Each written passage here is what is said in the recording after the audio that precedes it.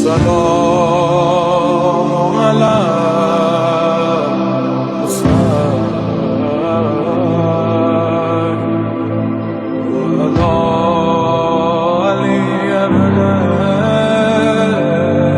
الحمد لله رب العالمين الرحمن الرحيم مالك يوم الدين إياك نعبد وإياك نستعين اهدنا الصراط المستقيم صراط الذين أنعمت عليهم غير المغضوب عليهم ولا الضالين صل على محمد وآل محمد.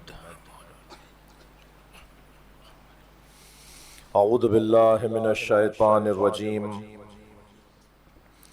بسم الله الرحمن الرحيم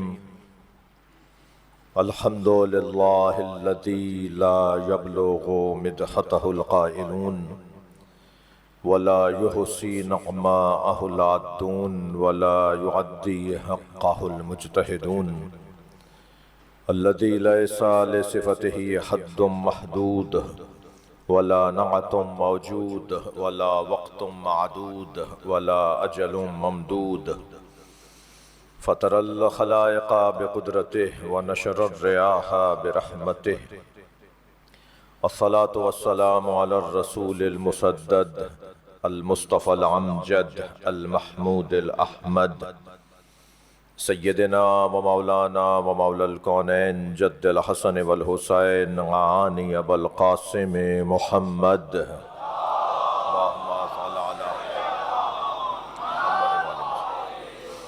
وآله الطيبين الطاهرين المعصومين الذين قال الله إنما يريد الله ليذهب عنكم الرجس أهل البيت ويطهركم تطهيرا.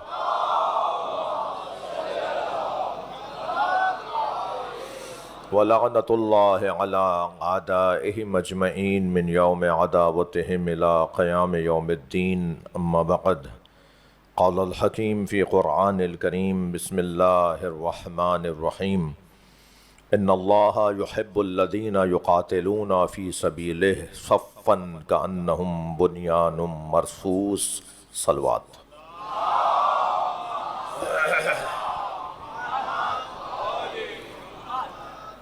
التماس کر رہا ہوں ایک سورہ فاتحہ، 3 مرتبہ سورہ اخلاص مرحوم مغفور سید مظہر حسین زیدی ابن سید ظفر حسین زیدی، سیدہ ممتاز فاطمہ بنت مولانا سید شمس الحسن زیدی، ابرار کاظمی صاحب مرحوم، آپ سب کے مرحومین، شہدائے ملت، شہدائے دفاع وطن، رحم اللہ من قرأ الفاتحہ.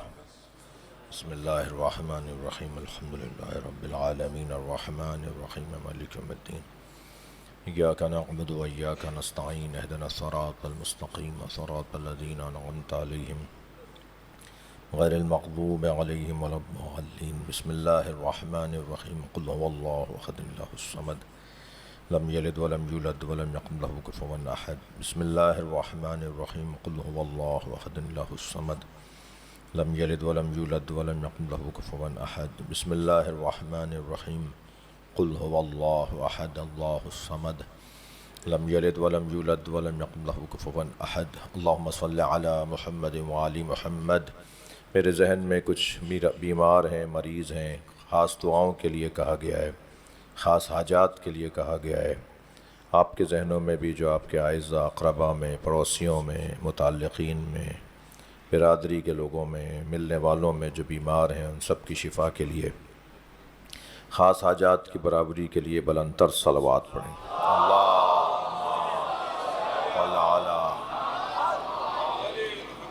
ایک اور بلند صلوات ہدیہ کریں.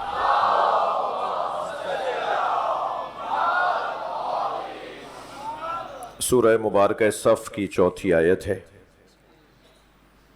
اور اس آیہ کریمہ پہ ایک مرتبہ پھر غور کرنے کے لیے میں آپ کی خدمت میں حاضر ہوا ہوں. تیسرا مرحلہ بیان ہے. ارشاد ہو رہا ہے ان اللہ یحب الذین یقاتلون فی سبیلہ. بتحقیق اللہ ان سے محبت کرتا ہے جو اس کی راہ میں جہاد کرتے ہیں، ایسے صف بستہ ہو کر، صفن ایسے صف بستہ ہو کر کانہم بنیان مرصوص، کہ گویا وہ صف سیسا پلائی ہوئی دیوار ہے۔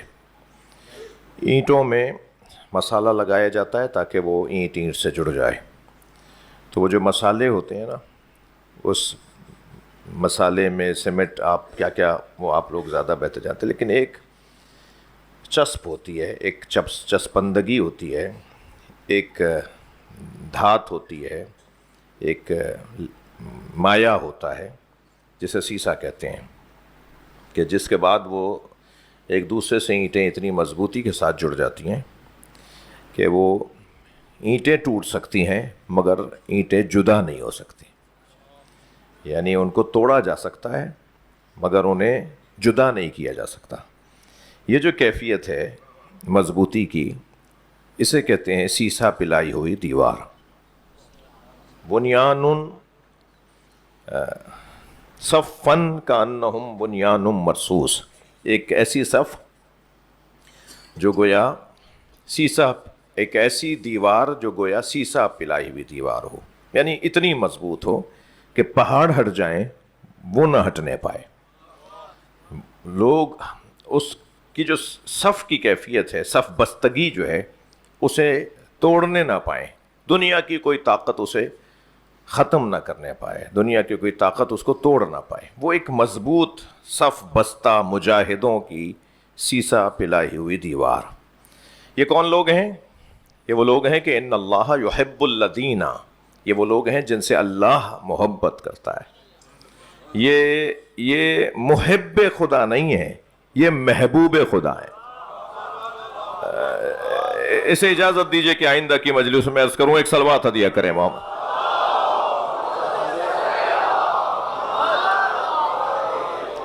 اس آیہ کریمہ میں جو پیغامات ہیں، ان پیغامات میں جو پیغام آج کی مجلس میں آپ کے سامنے رکھنا چاہتا ہوں، وہ پیغام ہے مجاہدوں کی ہمت۔ پہلے تو میرے بچوں جوانوں آپ کے ذہن میں رہے، پہلے تو آپ کے ذہن میں یہ رہے کہ ہر شخص مجاہد ہو سکتا ہے، یعنی خاص بھرتی کی ضرورت نہیں ہے۔ اللہ نے مجاہدوں کو پہلے ہی لا الہ الا اللہ کہنے پہ بھرتی کر لیا۔ یہ جو محمد الرسول اللہ آپ نے کلمہ پڑھا ہے نا، یہ آپ کی بھرتی کا اعلان ہے۔ اور جنہوں نے لا الہ الا اللہ محمد الرسول اللہ کے بعد علی ولی اللہ بھی پڑھ لیا ہے، پھر ان کا جہاد ہی کچھ اور ہے، یعنی اور مزید مضبوطی اور مزید ذمہ داریاں اور مزید استقامت، بہادری۔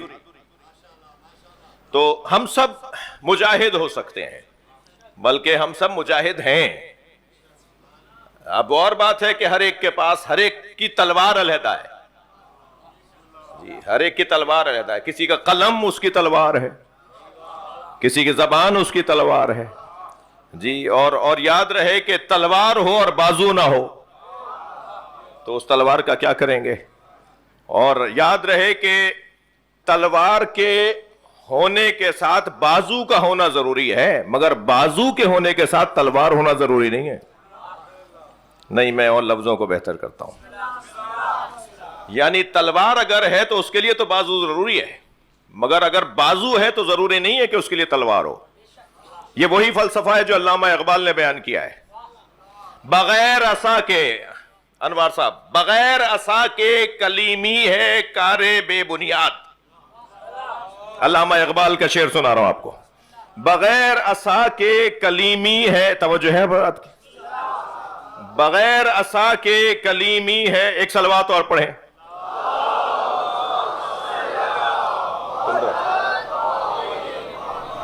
ایک اور صلوات۔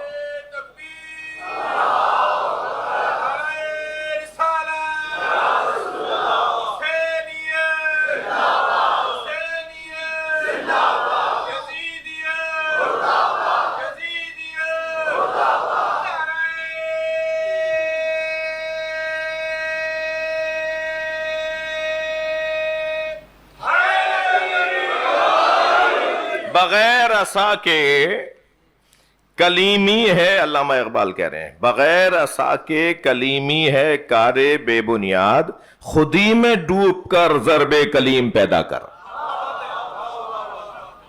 اپنے وجود کو تلوار بناؤ نا، اپنے وجود کو تلوار بناؤ، اپنے وجود کو قلم بنا لو۔ مولا علی کی آنکھیں عین اللہ نہیں تھیں، علی کا پورا وجود عین اللہ ہے۔ ہاں، جب ہم کہتے ہیں نا کہ مولا علی کا ایک لقب ہے عین اللہ، ید اللہ، لسان اللہ، اذن اللہ، جنب اللہ، رجل اللہ، وجہ اللہ، حجت اللہ، ولی اللہ، یہ سب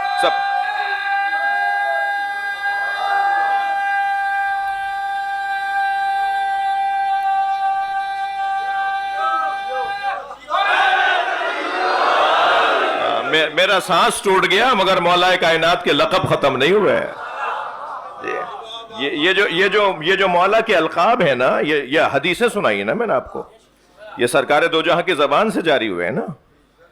سرکار دو جہاں کے زبان مبارک سے مولا علی کے بارے میں جو الفاظ جاری ہوئے ہیں، تو خود مولا کا پورا وجود عین اللہ ہے، پورا وجود ید اللہ ہے، پورا وجود وجہ اللہ ہے۔ جی وجہ اللہ، پورا وجود رجل اللہ ہے، جنب اللہ ہے۔ تو علامہ اقبال کہتے ہیں کہ وسائل پر بھروسہ مت کرو، ذرائع پر بھروسہ مت کرو۔ جن کے پاس ذریعے ہوں اور ان کے پاس بازو نہ ہو، وہ خود ہی نہ ہو، کیا کر لیں گے بھائی اس تلوار سے؟ وہ اس تلوار کا کیا فائدہ جسے چلانے والا بازو ہی نہ ہو؟ جی، تلوار کے بغیر تو جہاد ہو سکتا ہے، تلوار کے بغیر جہاد ہو سکتا ہے، اسلحے کے بغیر جہاد ہو سکتا ہے۔ تو یہ جو کیفیت ہے، یہ ہے در حقیقت وہ جسے کل ہم بیان کر رہے تھے کہ علامہ فرماتے ہیں کہ ہند میں حکمت دین کون کہاں سے سیکھے؟ ہند میں، اب کہہ لیجئے پاک میں، صلوات پڑھے گا محمد،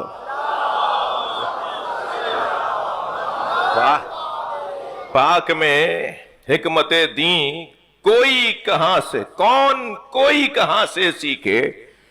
نہ کوئی لذت کردار، نہ گفتار عمیق۔ اگر سننا چاہ رہے ہیں علامہ اقبال کے، میں مقدماتی بیان سے گزر رہا ہوں، اپنی مقامات تمہیدی گفتگو سے آپ کے سامنے کچھ عرائض رکھ رہا ہوں کہ وہ کہتے ہیں کہ ہند میں، اب ظاہر علامہ اقبال کی رحلت تو 1935 میں ہو گئی نا، پاکستان بننے سے پہلے ہی دنیا سے چلے گئے، تو پھر علامہ اقبال تو وہ ہند ہی کہیں گے نا، یہ سارا ہند تھا نا پورا۔ وہ کہتے ہیں کہ ہند میں حکمت دین کوئی کہاں سے سیکھے، نہ کوئی لذت کردار، نہ گفتار عمیق۔ ان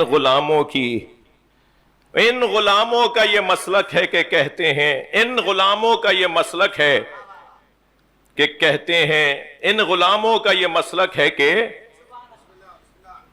ناقص ہے کتاب، ان غلاموں کا یہ مسلک ہے کہ ناقص ہے کتاب، یہ سکھاتی نہیں مومن کو غلامی کے طریق۔ صلوات پڑھے گا محمد و آل محمد۔ تو یہ جو در حقیقت وسائل پر بھروسہ کر کے اور اپنے آپ کو بہتر نہ کرنا، خود کو بہتر کر لیں، اور پھر علامہ اقبال ہی کی اگر فلسفے کے اوپر کچھ دیر اور رک جاؤں تو کتنا مشہور شعر ہے ان کو، خودی کو کر بلند اتنا، یہ تو شعر آپ کو بھی سب کو یاد ہے نا، خودی کو کر، ہمیں اسکولوں میں بھی پڑھایا جاتا نا، خودی کو کر بلند اتنا کہ ہر تقدیر سے پہلے خدا بندے سے خود پوچھے بتا تیری رضا کیا ہے۔ خودی کو یعنی اتنا اپنے آپ کو مضبوط بنا لیں کہ پھر اللہ غیب سے تمہیں وسائل بھیجیں۔ جنگ بدر میں 300 مسلمان تھے اور ادھر 3000 سپاہی تھے، یعنی کتنا برابر ہو گئے؟ ادھر 100 پہ وہاں 1000۔ اور جنگ بدر کے اندر جب مولا کائنات کو، جناب حمزہ کو اور حضرت عبیدہ کو، حضرت عبیدہ ابن حارث مولا علی کے چچا زاد بھائی، جی حضرت مولا علی کے چچازاد بھائی، حضرت حمزہ کے بھتیجے، سرکار دو جہاں کے چچازاد بھائی، حضرت ابو طالب کے بھتیجے، یعنی ایک چچا اور دو بھتیجے. نبی نے 3 لوگوں کو میدان میں بھیجا ہے مشرکوں سے لڑنے کے لیے. جی، ایک اپنے چچا کو بھیجا حضرت حمزہ کو، ایک اپنے بھائی حضرت حارث کو، چچازاد بھائی کو بھیجا، معاف کیجیے گا عبیدہ کو، جو حضرت حارث کے بیٹے ہیں، حارث ابن عبد المطلب کے بیٹے ہیں، حضرت ابو طالب کے بھتیجے ہیں، حضرت حمزہ کے بھی بھتیجے ہیں. یہ 10 بھائی تھے نا، حضرت حمزہ، حضرت ابو طالب، حضرت عبداللہ، حضرت حارث، اور ایک مولا کائنات ہے حضرت ابو طالب کے بیٹے. یعنی سرکار نے اپنے ایک چچا کو بھیجا اور 2 چچازاد بھائیوں کو بھیجا. ایسے ہی ہے.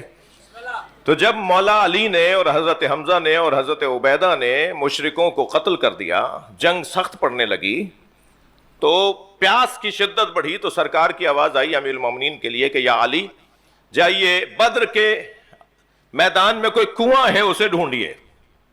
یہ تو علم تھا کہ بدر کے میدان میں جہاں یہ جنگ ہو رہی ہے وہاں کوئی کنواں ہے، اسے ڈھونڈیے اور جا کے پانی لے کر آئیے. اب مولا اس گھمسان کے ماحول کے اندر پانی لینے کے لیے گئے. مولا فرماتے ہیں کہ میں اکیلا پانی لینے جا رہا تھا اور ہر قدم پہ دشمن کا مقابلہ کرتے ہوئے میں کنواں ڈھونڈ رہا تھا کہ مجھے کنواں ملا. اور جب میں کنویں تک پہنچا اور میں نے کنویں میں ڈول ڈالنا شروع کیا تو اتنی تیز آندھی جو میں نے اپنی زندگی میں، 20 سال کی عمر تھی بدر میں مولا علی کی، مولا علی کا جو سن تھا وہ 20 سال کا، این جوان، جی جوان، ایسا جوان. فرماتے ہیں جب میں نے ڈول ڈالا تو ایسی تیز آندھی آئی کہ اتنی تیز آندھی اس سے پہلے کبھی میں نے محسوس نہیں کی تھی. وہ آندھی آئی اور پھر وہ آندھی تھم گئی. میں پانی نکال کے بھر رہا تھا مشکوں کے اندر کہ ایک مرتبہ پھر ایک اور آندھی کا جھونکا آیا. ایسی تیز آندھی میں نے نہیں دیکھی. پھر تیسری آندھی کا جھونکا آیا. میں پانی لے کے جب سرکار کی خدمت پوچھا تو میں نے کہا یا رسول اللہ 3 مرحلوں میں آندھیاں آئی تھیں، یہ آندھیاں کیسی ہیں؟ تو سرکار نے فرمایا یہ فرشتوں کے لشکر تھے جو آسمان سے آ رہے تھے. یعنی اگر اللہ کی خاطر صلوات پڑھے ذرا محمد و آل محمد.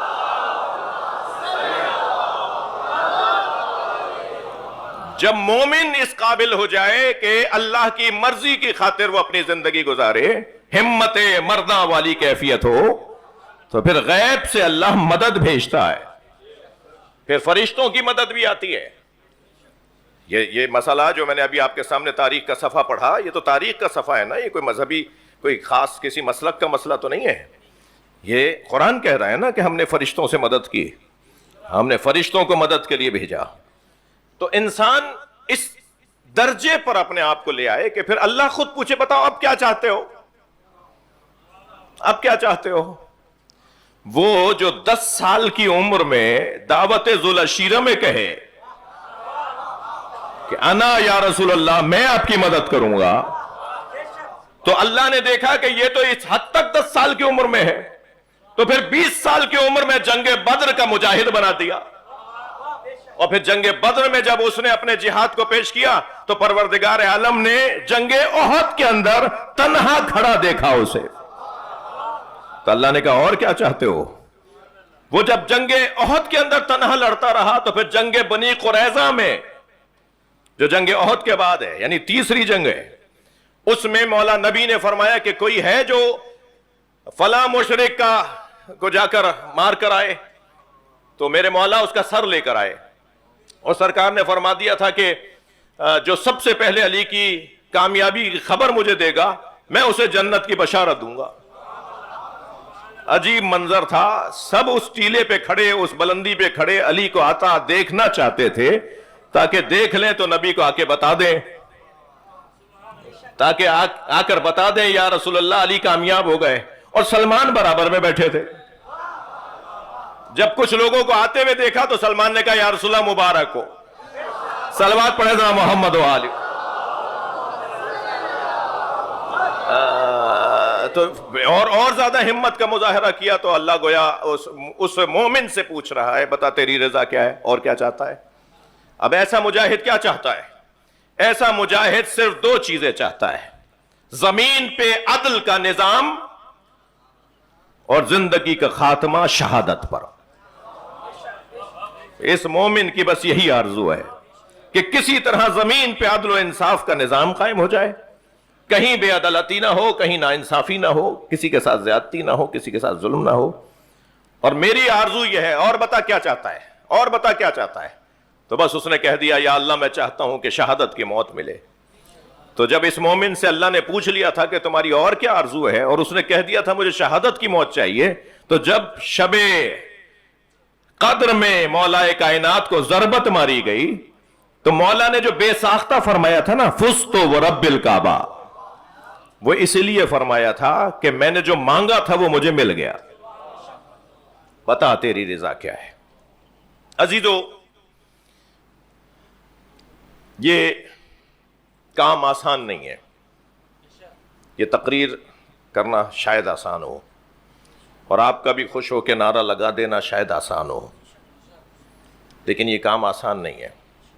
اس کے لیے کچھ چیزیں رکاوٹ ہیں، اس کیفیت تک پہنچنے کے لیے کچھ چیزیں رکاوٹ ہیں، یعنی ہمت، شجاعت، بہادری، استقامت، میدان میں ڈٹنا، اپنے نظریاتی دشمن سے مقابلہ کرنا، یہ آسان کام نہیں ہے۔ مجاہدوں کو پتا ہے کہ میدان میں رکنا اور میدان میں ڈٹ کر مقابلہ کرنا کتنا مشکل ہے۔ اللہ نے ہمیں آزمایا نہیں ہے، تو جنہیں آزما لیا ہے ان کے اوپر تبصرہ کرنا اتنا آسان، اتنا اچھا نہیں ہے، اتنی اچھی بات نہیں ہے۔ ہم نہ معلوم کہ ان میدانوں میں ہوتے تو نہ جانے کیا ہماری کیفیت ہوتی۔ جی، میں آج کی اس مجلس میں، اگرچہ مجھے تمہید میں زیادہ ٹائم لگ گیا، لیکن کوشش کرتا ہوں کہ مختصر اور مکمل بات کروں۔ یہ کہنا چاہوں گا کہ اس کیفیت کو، یہ جو کأنہم بنیان مرصوص، صفن کأنہم بنیان مرصوص، قرآن کہہ رہا ہے نا، ان اللہ یحب الذین یقاتلون فی سبیلہ صفن کأنہم بنیان مرصوص۔ میرے اشرے کا عنوان بنیان مرصوص ہے، ٹھیک ہے؟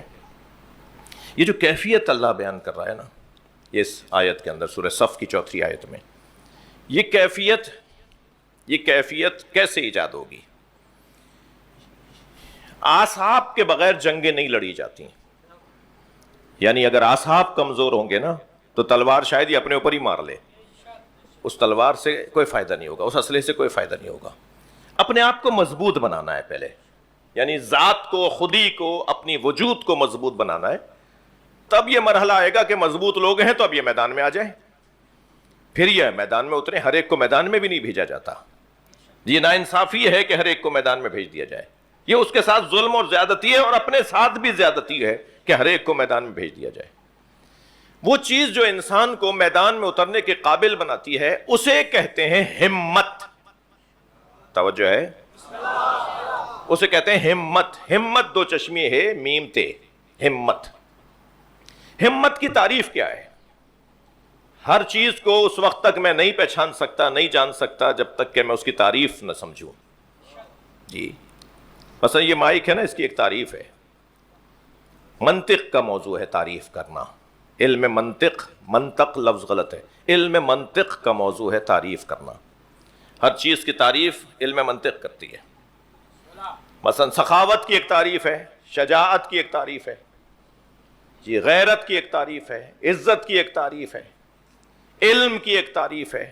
اجازت دیجئے میں ان تعریفوں پر، کیونکہ میرا موضوع تعریف کرنا نہیں ہے نا، کہ میں صرف اشارتاً آپ سے عرض کروں، کسی اور موقع پہ ان سارے مفاہیم کی تعریفیں لکھی گئی ہیں، یعنی ہر آستین لوٹنے والا بہادر نہیں ہوتا، مکہ گھوسا مار دینا شجاعت نہیں ہے، جی، بعض اوقات یہ دہشت گردی ہے، بعض اوقات یہ فساد ہے۔ ہر وہ بندہ کہ جو بات بات میں گھوسا مکہ تیار کر لیتا ہو، وہ ضروری نہیں ہے کہ وہ بہادر بھی ہو۔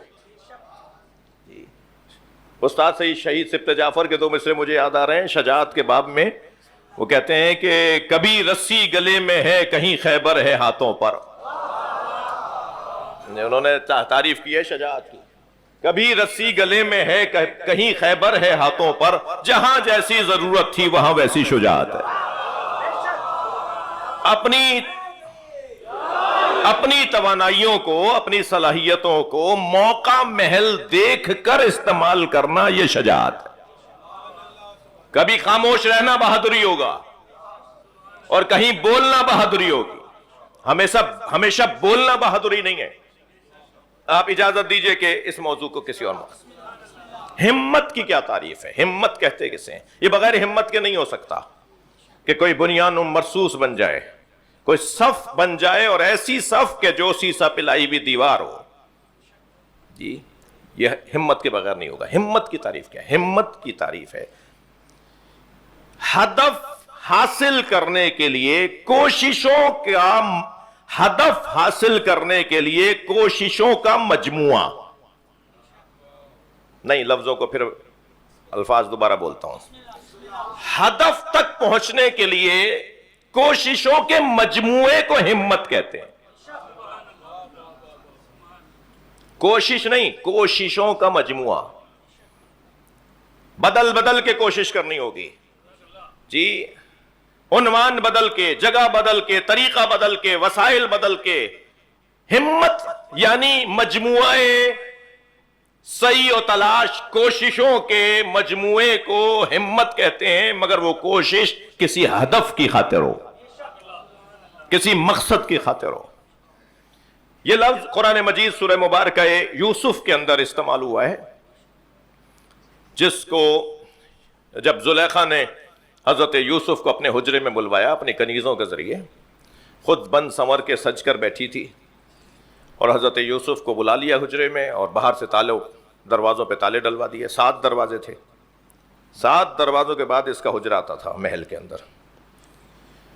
اور جب سب باہر سے تالے ڈل گئے اور یہ حضرت یوسف حجرے میں لے آئے گئے اور کنیزیں چھوڑ کے چلی گئیں، انہوں نے مڑ کے دیکھا تو تالے ڈالنے کی آوازیں آنے لگیں. اب یہ ہیں اور زلیخا ہیں. تو قرآن نے اس وقت میں اس منظر کو پیش کیا ہے جہاں اس نے اللہ نے ارشاد فرمایا لقد ہمت بہی وہم بہا. وہ ہمت والا خاندان کا لفظ.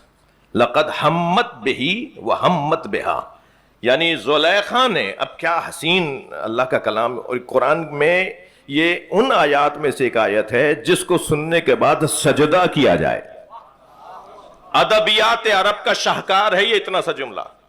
اللہ کے کلام میں ہزاروں کلمات ایسے ہیں کہ جو ادبیات عرب کا شاہکار ہے. قرآن کا مقابلہ کیوں نہیں کر پا رہی آج کافر دنیا، مشرک دنیا، کافر دنیا؟ قرآن کا مقابلہ مسلمانوں کا کچھ بگاڑ نہیں پا رہی. یہ آپ سے جنگ ونگ نہیں کرتے، یہ قرآن جیسی کتاب لکھ لیتے، مگر نہیں لکھ پا رہے.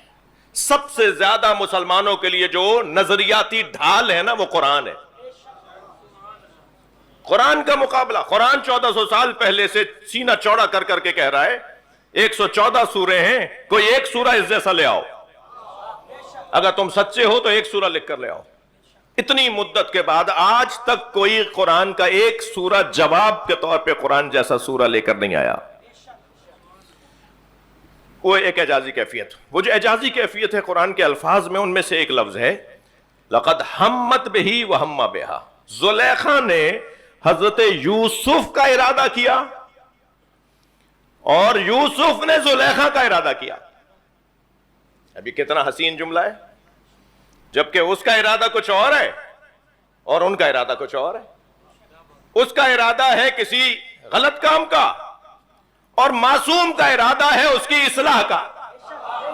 صلوات پڑھے ذا محمد و آل محمد.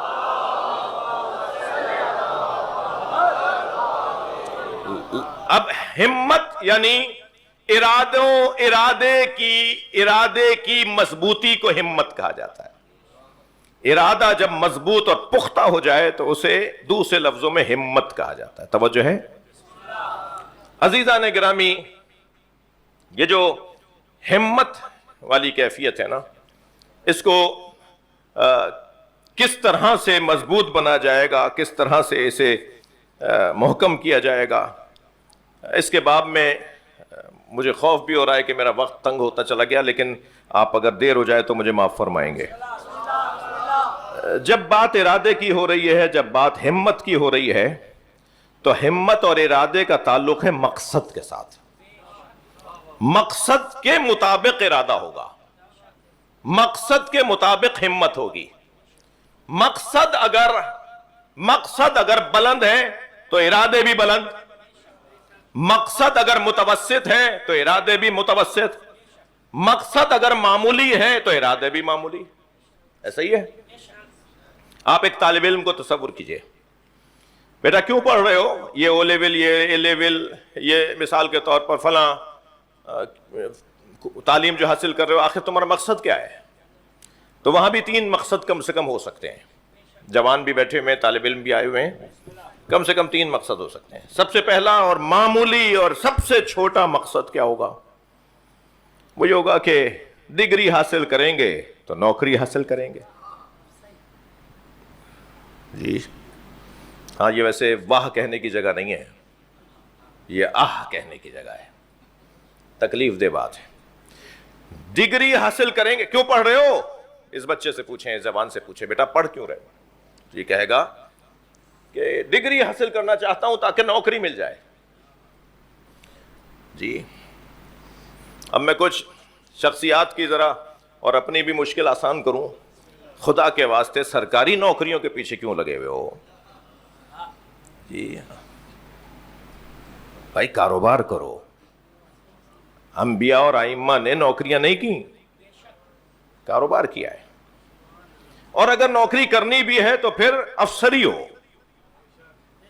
پھر اچھے بڑے گریڈ اور منصب پر فائز ہو، وہاں بھی پھر سالاری اور سرداری ہوگی. اللہ نے اپنے چاہنے والوں کو نوکر پیدا نہیں کیا ہے، آزاد پیدا کیا ہے. جی مگر یہ کون سا اچھا مقصد ہے، کون سا اچھا ہدف ہے کہ صاحب ڈگری حاصل کر لوں گا تاکہ نوکری مل جائے؟ یہ تو کوئی اچھی بات نہیں ہے. دوسرا کون سا مقصد ہو سکتا ہے؟ تھوڑا سا اس سے کچھ بہتر ہوگا، اور وہ یہ کہ میں اس لیے پڑھ رہا ہوں تاکہ میرے والدین مجھ سے راضی ہو جائیں، وہ خوش ہوں گے میرے پڑھنے پر، انہیں اچھا لگے گا، مجھے میرا گریڈ اچھا آ جائے گا، میری ڈگری اچھی ہو جائے گی، میری سند اچھی ہو جائے گی، انہیں اچھا لگے گا. مگر یہ بھی مقصد بہت اچھا نہیں ہے. اب ظاہر ہے ان دونوں مقصدوں کے لیے جتنے بڑے مقصد ہیں اتنی کوششیں، مگر ایک اور بلند مقصد ہے، اور وہ یہ کہ میں تعلیم اس لیے حاصل کر رہا ہوں کہ تعلیم حاصل کرنا اللہ کو پسند ہے. اللہ معاشرے میں دانشور دیکھنا چاہتا ہے، جاہل نہیں دیکھنا چاہتا. اب جب میرا مقصد ہی یہ ہوگا کہ میں اللہ کی خوشنودی کے لیے پڑھ رہا ہوں تو پھر شعور بھی بڑھے گا. تعلیم شعور کے لیے حاصل کی جائے گی. میرے ساتھ ایک وزیر تعلیم تھے، اب کس سے 10 سال پرانی بات کر رہا ہوں، اور وفاقی وزیر تعلیم کی طرف اشارہ ہے. ہمارے ساتھ وہ حج پہ بھی تھے. تو وہ فرمانے لگے کہ میں فلاں ملک اپنے ایک سرکاری دورے پہ گیا تو میرے ہم منصب لوگ بھی ہمارے ساتھ تھے. تو انہوں نے مجھ سے پوچھا کہ پاکستان میں تعلیم کیا مقدار، تعلیم کا ریشو کیا ہے، کتنا فیصد لوگ خواندگان ہیں، جی کتنے فیصد لوگ تعلیم یافتہ ہیں. تو میں نے بتا دیا جو میں نہیں بتا رہا آپ کو.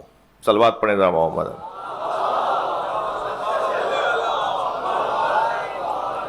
تو ہماری یہ گفتگو ہو رہی تھی تو کہنے لگے انہوں نے مجھ سے تو پوچھ لیا، میں نے بتا دیا. پھر میں نے ان سے پوچھا تو انہوں نے بتایا کہ 92% ہمارے یہاں تعلیم یافتہ لوگ ہیں. تو ہم کہنے لگے گاڑی ہماری رکی تو سگنل کے اوپر کچھ مہتر صفائی کر رہے تھے، جھاڑو دے رہے تھے. کہنے لگے ان میں سے ایک کو انہوں نے آواز دے کے کہا کہ ہماری بات سن سکتے ہو؟ تو وہ قریب ہی تھا، قریب 2 قدم اور آگے آ گیا. تو انہوں نے پوچھا تمہاری تعلیم کتنی ہے؟ تو اس نے جو تعلیم بتائی تو اس تعلیم والا تو ہمارے یہاں افسر لگتا ہے. تو اس نے کہا تم اتنی بڑی تعلیم یافتہ، تم نے پڑھا ہے سب کچھ، اور پھر یہ کیا کر رہے ہو؟ تو کہنے کیا مطلب ہے؟ یہ کوئی عیب کی بات ہے؟ یہ جو میں کام کر رہا ہوں یہ عیب ہے کوئی؟ یہ کوئی برائی ہے؟ میں معاشرے کی خدمت کر رہا ہوں، سماج کی خدمت کر رہا ہوں، اور میں نے تعلیم اس لیے تو حاصل نہیں کی تھی کہ مجھے کرسی ہی ملے. میں نے تو تعلیم اس لیے حاصل کی تھی کہ تعلیم سے شعور بہتر ہوتا ہے. اب جس ماحول یا جس ملک کے جھاڑو دینے والے باشعور ہوں تو پھر یقیناً وہاں کا ماحول کچھ اور ہوگا. تو مقصد کیا ہے تعلیم حاصل کرنے کا؟ اگر شعور کو بہتر کرنا ہے، صلوات پڑھیں ذرا محمد و آل محمد. تو پھر یہ مقصد بہت بلند ہے، یہ مقصد بہت بڑا ہے. اللہ دانشوروں کو معاشرے میں دیکھنا چاہتا ہے. میرے عزیزوں، علم صرف علم دین نہیں ہے. ملا مولویوں والا علم ہی عالم نہیں ہوتا. مدرسوں سے پڑھا ہوا ہی عالم نہیں ہوتا. علم کی دو قسمیں ہیں، علم نافع اور علم غیر نافع. حدیث سنا رہا ہوں میں آپ کو. علم نافع ہر وہ علم ہے جس کی معاشرے کو ضرورت ہو. علم نافع ہر وہ علم ہے جس کی سماج کو ضرورت ہو. اب کبھی علوم دینیہ کی ضرورت ہوگی تو یہ علم نافع. جی جغرافیہ کا علم ضروری ہے، معاشیات کا علم ضروری ہے، ریاضیات کا علم ضروری ہے، مثال کے طور پہ سیاسیات کا علم ضروری ہے، حفاظتی اداروں کو علم جو دیا جاتا ہے وہ ضروری ہے، میڈیکل کا علم ضروری ہے. بس وہ ہر علم کہ جو ہمارے معاشرے کی ضرورت ہو وہ علم نافع ہے. اور کچھ علوم ایسے ہیں جو علم غیر نافع ہیں. مثلا دیوان کے دیوان حفظ ہیں بھائی. جی میرے مولا گزر رہے ایک جگہ سے، مجمع لگا ہوا ہے. حضرت نے فرمایا یہ لوگ کیا کر رہے ہیں؟ کہا بیچ میں ایک صاحب بیٹھے ہوئے ہیں. حضرت قریب گئے تو ایک صاحب بیٹھے ہوئے تھے، وہ سوالات کے جوابات دے رہے تھے. حضرت نے فرمایا یہ کون ہے؟ کہا یہ حاذا علامہ، یہ علامہ ہے. حضرت نے فرمایا مل علامہ، علامہ کیا ہوتا ہے؟ تو انہوں نے کہا انہیں دیوان یاد ہیں، بڑے بڑے شاعروں کے اشعار یاد ہیں. حضرت نے فرمایا جس علم کا نہ دنیا میں کوئی فائدہ ہے نہ مرنے کے بعد جس کے بارے میں پوچھا جائے گا، اس کا جاننے والا علامہ کیسے ہو سکتا ہے؟ صلوات پڑھ لیں ذرا نبی کی ذات. میں جلدی اپنے بات کو آگے بڑھا رہا ہوں. عزیزان گرامی، طے کرنا ہے کہ ہدف کیا ہے، مقصد کیا ہے. مقصد کو بلند کرنا ہے. جتنا مقصد بلند ہوتا چل جائے گا اتنی ہمتیں اس کے مطابق بلند کرنا پڑیں گی. جتنا مقصد چھوٹا ہوگا اس کے مطابق اتنی ہمتوں کی ضرورت ہی نہیں ہے. یہ کام کوئی خاص اہمیت کا حامل ہی نہیں ہے. چاہت کو بلند کرنا ہے، اپنے شوق کو بلند کرنا ہے. میں حبیب یونیورسٹی کے اندر گیا، عباس صاحب وہاں پر مولا علی کا وہ قول انہوں نے باقاعدہ ایک خوبصورت انداز سے لکھا ہوا ہے. ہو سکتا ہے اس وقت مجلس سن رہے ہیں اس کے مالکان، اس کے ذمہ داران، سیٹھ برادران. تو وہ مولا علی کا قول، قیمت کل امرئ ما یحسن، ہر شخص کی وہی قیمت ہے جسے وہ چاہتا ہے. یہ 1400 سال پہلے مولا علی نے فرمایا ہے. اپنی چاہت کو بڑھاؤ تمہاری قیمت بڑھ جائے گی. اپنی طلب اونچی کرو، اپنا شوق اونچا کرو، اپنی خواہش کو بلند کرو. یہ چھوٹی چھوٹی خواہشوں میں کہاں لگے ہوئے ہو؟ یہ چھوٹی چھوٹی آرزوؤں میں اپنا دم کیوں نکال رہے ہو؟ یہ مر رہے ہو تم چھوٹی چھوٹی خواہشات پر. نہیں، اپنی خواہش کو بلند کرو، اپنے شوق کو بلند کرو، اپنی طلب کو بلند کرو. یہ مولا علی نے 1400 سال پہلے فرمایا. اپنی آرزوؤں کو اونچا کرو. اور اگر چھوٹی چھوٹی خواہشات پہ معمولی بس ہو گئی بات پوری. بس یہی چاہتے تھے تم، بس یہی آرزو ہے تمہاری. بچے کو تو ٹافی چاہیے. جی بعض لوگ بڑے ہیں مگر ٹافیوں سے باہر ہی نہیں آ رہے. ان کی اس سے زیادہ آرزویں ہی نہیں ہیں. بعض لوگوں کے ساتھ بیٹھنا ہی ان کی معراج ہے. جی بعض لوگ کسی کے ساتھ بیٹھنے کو کہتے ہیں صاحب میری سب سے بڑی معراج یہ ہے کہ میں ان کے ساتھ بیٹھ کر آ گیا ہوں. نہیں، توجہ، اپنی آرزو کو بلند کرنا ہے. جلدی مجھ سے کچھ باتیں سن لیجئے. ہدف تک رسائی میں 3 چیزیں رکاوٹ ہیں. ہدف تک رسائی کو ہمت کہتے ہیں. تھک تو نہیں رہے میری باتوں سے؟ مجھے اندازہ ہے کہ آپ میں سے بعض دوستوں کو اتنا طویل بیٹھنے کی عادت نہیں ہے، اور خاص طور پہ یہ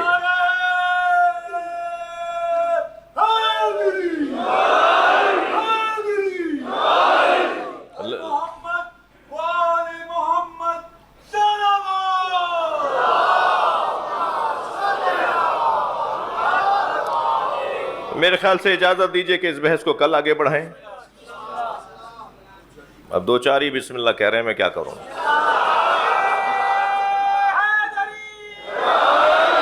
مقصد تک، ہدف تک پہنچنے میں، مقصد تک پہنچنے کے لیے ہمت چاہیے. اور ہمت کو جو توڑنے والی چیزیں ہیں، ارادوں کو جو توڑنے والی چیزیں ہیں، جی ہدف کے مجموعے کو جو بننے نہیں دیتے، یعنی کوششوں، ہمت کے مجموعے کو جو بننے نہیں دیتی چیزیں، وہ کم سے کم 3 چیزیں ہیں. جی یہ موٹیویشنل گفتگو ہے میری، شاید کسی بچے کے لیے. صلوات پڑھیں ذرا محمد و آل محمد.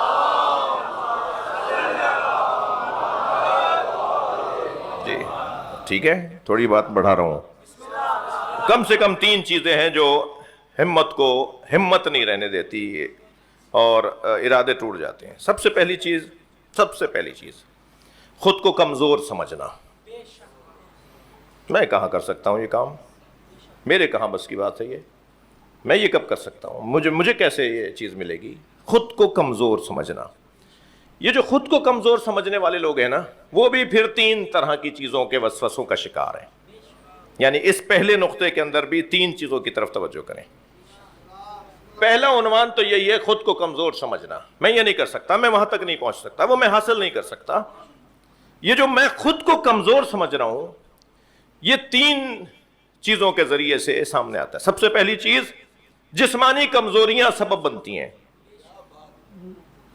آنکھ بہنگی ہے، مجھے معاف کیجیے گا، کان بڑے ہیں، ناک موٹی ہے، ہونٹ لٹکا ہوا ہے، رنگ کالا ہے، معاف کیجیے گا، یہ چیزیں ہیں.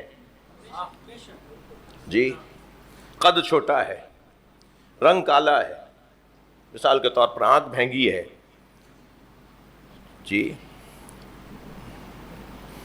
یہ میرا ایک ہاتھ مضبوط نہیں ہے.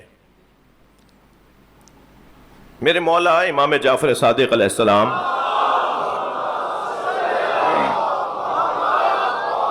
ان کے 18 خاص قریبی اصحاب تھے جنہیں انہوں نے انتہائی گہرا علم عطا کیا تھا، جو اصحاب اجماع کہلاتے ہیں، جن کے لیے انہوں نے فرمایا تھا کہ اگر ان میں سے کوئی کہہ دے کہ یہ میں نے کہا ہے تو مان لو یہ میں نے کہا ہے.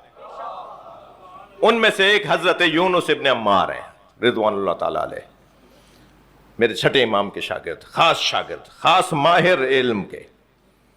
حضرت یونس ابن عمار کو برس کا مرض ہو گیا تھا.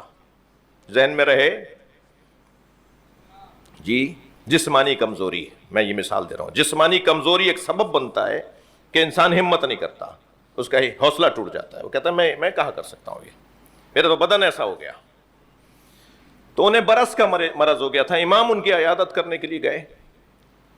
امام نے فرمایا کہ بہت عرصے سے تم ہمارے درس میں نہیں آ رہے، تم ان سے ملنے نہیں آ رہے. کہا مولا یہ کیفیت ہو گئی ہے، مجھے شرم آتی ہے، مجھے عجیب سا لگتا ہے کہ میں لوگوں میں جاؤں.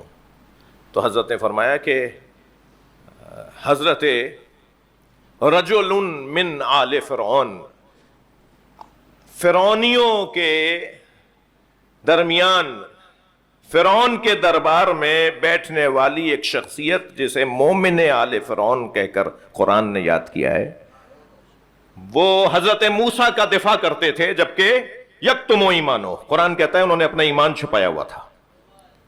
وہ ظاہری طور پر فرعونیوں کی طرح تھے، ظاہری طور پہ وہ انہی کے لوگوں میں سے تھے. یعنی وہ سمجھتے تھے یہ ہماری طرح مسلمان، یعنی دین حنیف پہ نہیں ہے، یعنی اللہ کو نہیں مانتا، فرعون کا ماننے والا ہے.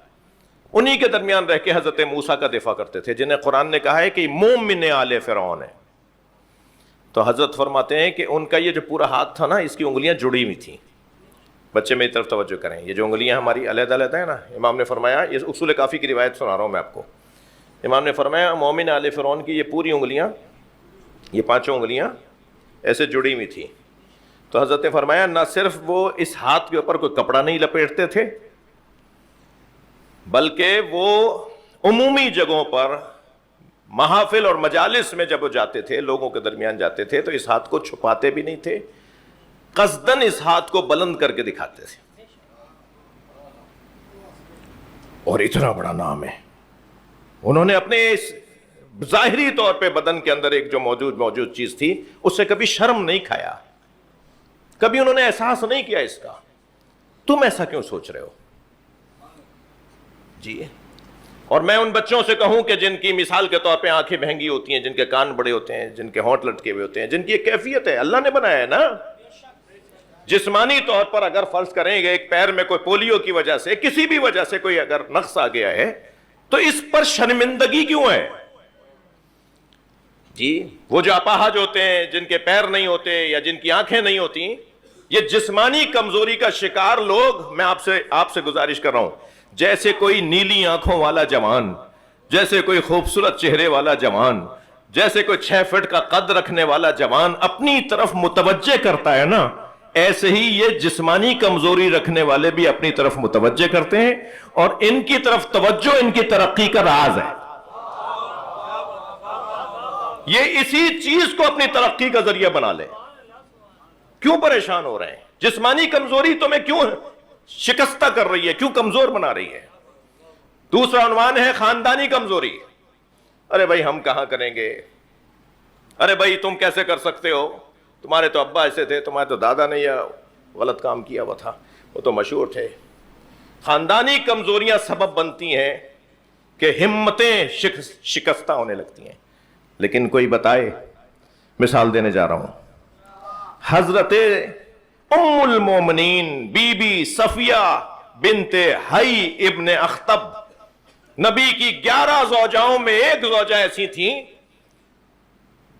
جن کے شوہر یہودی، جن کے بابا یہودی، جن کا خاندان یہودی، اور ایک جنگ میں ان کے شوہر کو قتل کر دیا گیا اور انہیں اسیر بنا کے لایا گیا۔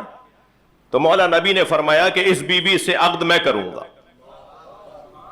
اور پھر لوگ انہیں تانا دیتے تھے، تو سرکار نے ایک دفعہ فرمایا کہ جب کبھی تم سے کوئی خاتون کہے نا کہ تمہارے تو بابا بھی یہودی تھے، تمہارے تو شوہر بھی یہودی تھے، تمہارا تو اب بھی سارا خاندان یہودی ہے، تو نبی مکرم نے فرمایا تم انہیں جواب دیا کرو کہ میرا بابا ہارون ہے، میرا چاچا موسیٰ ہے، اور میرا شوہر محمد مصطفیٰ ہے۔ اس میں پریشان کیوں ہو رہے ہو؟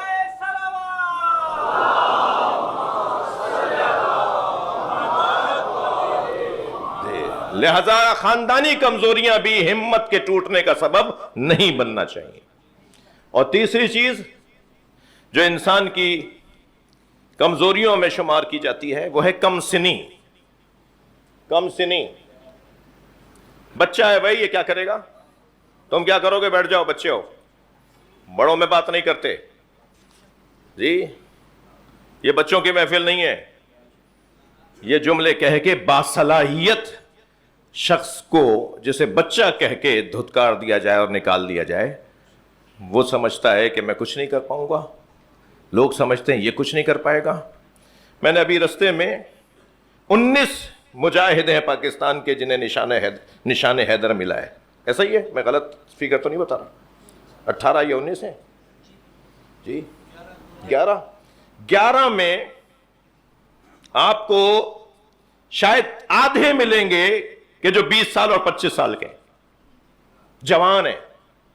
ضروری ہے کہ کوئی 40 سال کا ہوگا وہی کوئی ہنر دکھائے گا؟ ضروری ہے نہیں۔ نوجوانی میں جسے بچہ کہہ رہے ہیں لوگ، جسے کم سن کہہ رہے ہیں، اس کے چہرے پہ تو رواں ہے، اس کے چہرے پہ تو ابھی داڑھی مونچھ نہیں آئی ہے، یہ تو بچہ ہے، مگر ان بچوں نے ایسی ہمت کر کے دکھائی کہ پاکستان کے ممتاز مجاہد بنے جنہیں نشان حیدر ملا۔ اور سب سے بڑی مثال جو تاریخ اسلام کی سب سے بڑی مثال، جب سرکار دو جہاں نے دعوت ذوالعشیرہ میں نبوت کا اعلان کیا، توحید کا پیغام پہنچایا، تو ایک بچہ ہی تو تھا جو بار بار کہہ رہا تھا میں مدد کروں گا۔ صلوات پڑھیں محمد و آل محمد۔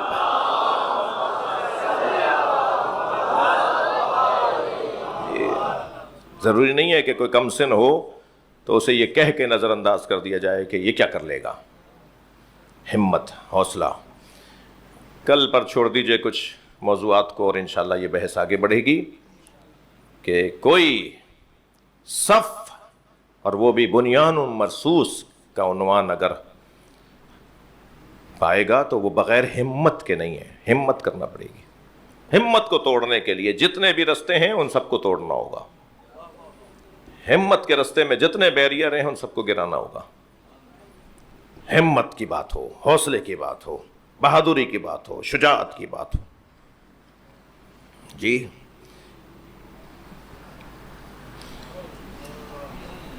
عرفان بھائی سے گزارش کر رہا ہوں کہ ہو سکے تو ایک کور کمانڈر صاحب کو بھی اور آرمی چیف صاحب کو بھی اور ڈی جی رینجر صاحب کو بھی خط لکھ دیجئے۔ ایک دن پوری مجلس میں پڑھوں گا مولا علی نے جرنلوں کے بارے میں کیا نصیحت فرمائی ہے، فوجی افسران کو کیا نصیحت فرمائی ہے۔ مولا نے فرمایا ہے کہ میری مملکت کے فوجی افسران کیسے اور کن صفات کے حامل ہونے چاہیے۔ بھائی یہ کوئی کہیں کی ٹریننگ میں سنتے ہوں گے، مگر امام بارگاہ میں بھی آ کے سن لیں. صلوات پڑھیں ذرا محمد و آل محمد. جو اب حضرت مالک اشتر کو خط لکھا ہے نا، میں نے بھی کہا ہے، ڈی جی صاحب سے ملاقات ہوئی تو میں نے بھی ان سے کہا ہے. انہوں نے کہا جی میں یہ پیغام آگے بڑھاتا ہوں کہ آپ کا موضوع کیا ہے اشرے کا، اور شاید وہ خود بھی آئیں گے. تو مولا علی نے جو حضرت مالک اشتر کو خط لکھا، اس میں آپ نے حضرت مالک سے فرمایا کہ تمہارے جو فوجی افسران ہوں ان کی یہ صفات ہونی چاہیے. ان صفات کو حامل افسران کو اپنی آرمی، اپنی سپاہی ان کے حوالے کرنا، تاکہ وہ تمہیں آبرو کے ساتھ، مملکت کو احترام کے ساتھ. اور الحمدللہ ابھی گزشتہ دنوں میں تو پاکستان نے، سعودی عرب نے، عرب ممالک نے، ایران نے مسلمانوں کی آبرو بڑھائی ہے. اور اس آبرو کے تسلسل کے لیے اور مضبوطی کے لیے ہمیں اپنی تمام تر توانائیوں کو بروئے کار لانے کی ضرورت ہے. جو جتنا جو کر سکتا ہے اسے اپنا حصہ اپنے وطن اور اپنی مملکت کی بہتری میں ڈالنا ہوگا. ہم وعظ و نصیحت کے بعد ان مجالس میں، یہ جو دورانیہ تھا نا، یہ وعظ و نصیحت کا تھا. اوصیکما و نفسی، سب سے پہلے اپنے لیے نصیحت کر رہا ہوں، اپنے آپ کو نصیحت کر رہا ہوں، پھر سننے والوں کو نصیحت کر رہا ہوں. پھر اس کے بعد ایک دورانیہ ہمارے مجلس میں آتا ہے، اور وہ ہمت بڑھانے کا دورانیہ ہے کہ مصیبت کتنی ہی بھی بڑی ہو، مصیبت کتنی ہی بڑی ہو، اپنے سربراہ کا ساتھ چھوڑ کے نہ جانا، اپنے بڑے کا ساتھ چھوڑ کے نہ جانا، اپنے بڑوں کو تنہا نہ چھوڑنا. آج 3 محرم کی تاریخ ہے. ہمارے ہاں عزاداری میں یہ رسم ہے کہ ہم 4 محرم تک امام حسین کے اصحاب کا تذکرہ کرتے ہیں، 4 محرم تک، اور 5 محرم کو امام حسین کے بچوں کا ذکر کرتے ہیں.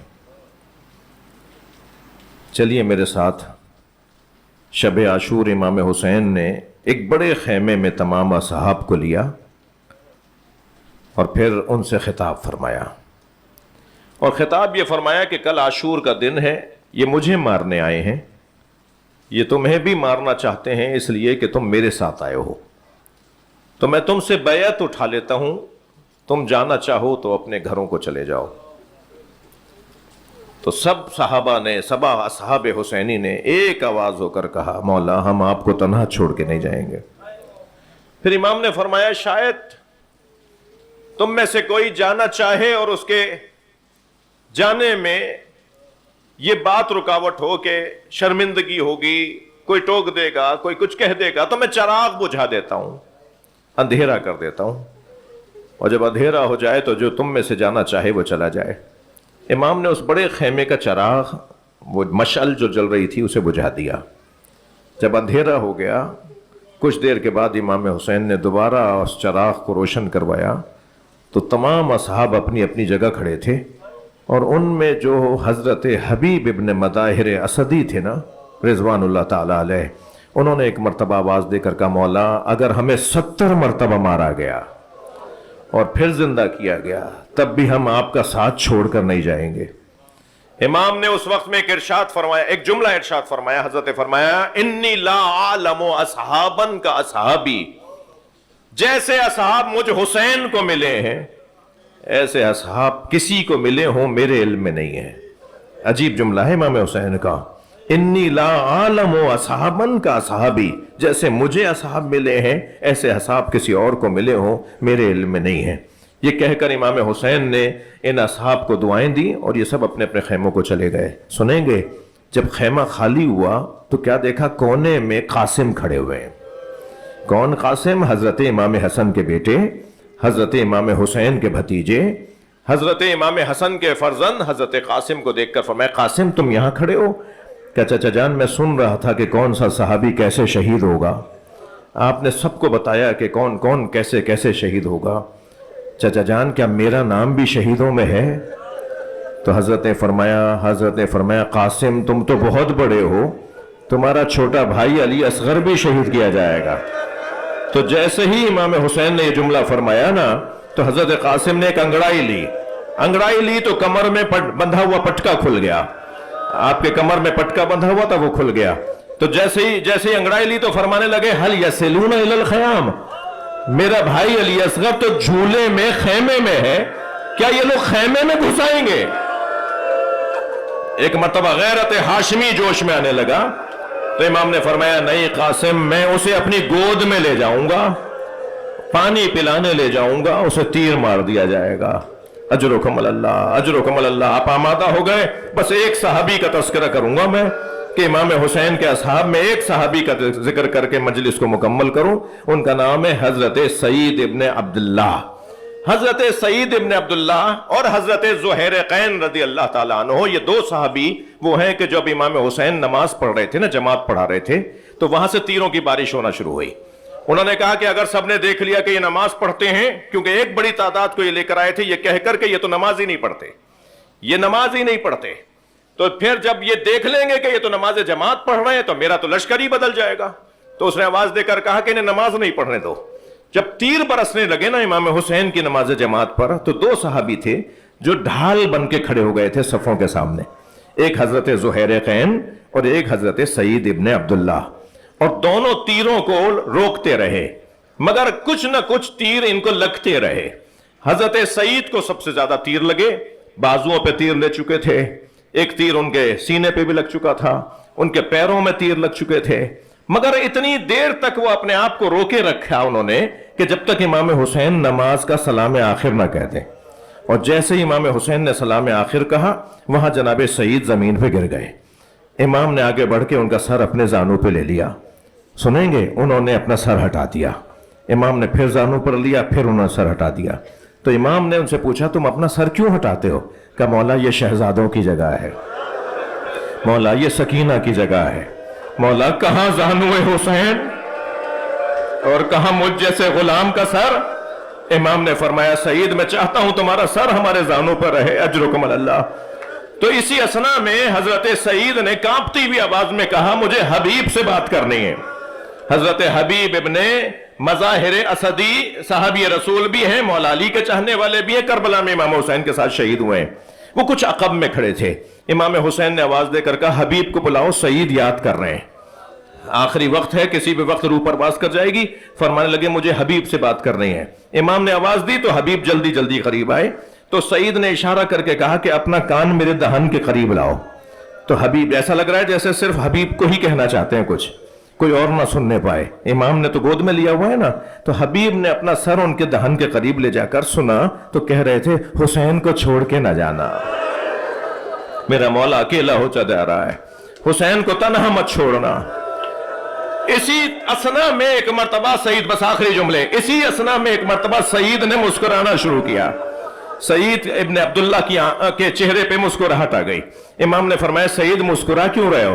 کہ مولا میرے سرحنے رسول اللہ آ گئے، مجھے کہہ رہے ہیں تم نے میرے بچے کی جان بچائی ہے، میں تمہیں جنت میں لے جانے آیا ہوں۔ امام نے فرمایا مرحبا ہنی ان لکا، مرحبا ہنی ان لکا، مبارک ہو میرے نانا تمہارے سرانے آ گئے۔ کچھ ہی دیر کے بعد پھر سعید مسکرائے۔ امام نے فرمایا اب کیوں مسکرائے ہو؟ کہ مولا میرے سرحنے علی آ گئے ہیں، مجھے جنت کی بشارت دے رہے ہیں۔ سنیں گے عزادارو، آخری جملہ ہے میرے آج کی مجلس کا۔